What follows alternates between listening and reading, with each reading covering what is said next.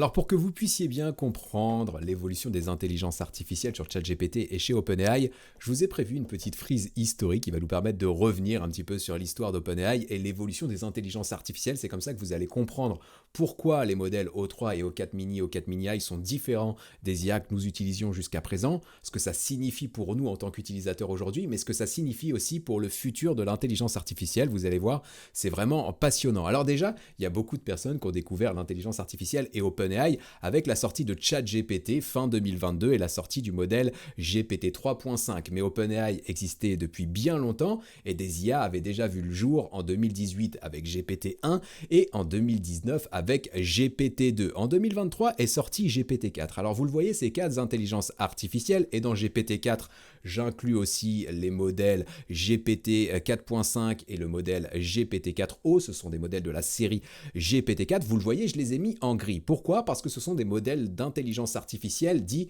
input-output, entrée-sortie. Ça veut dire quoi ? Je vais faire quelques exemples juste après. Un modèle input-output, c'est un modèle dans lequel vous allez soumettre une question, une interrogation à l'intelligence artificielle qui va vous répondre. Donc le modèle, il est ultra simple.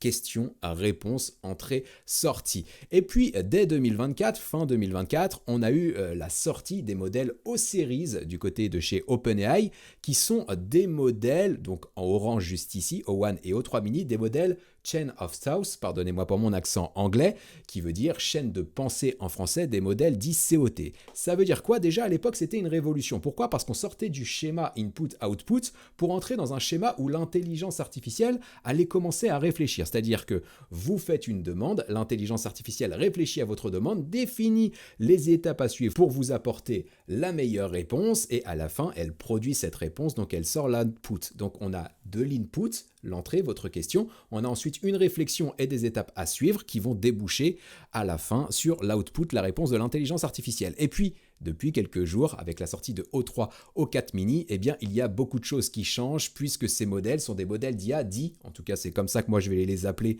pour vulgariser au mieux le concept, eh bien, sont des modèles chaîne de pensée mais agentiques, c'est-à-dire qu'elles vont être capables de mener des réflexions, définir des étapes comme les modèles O1 et O3 Mini, mais pour mener ces étapes, elles vont être capables de manière autonome d'activer des outils, d'utiliser des outils pour mener des actions concrètes.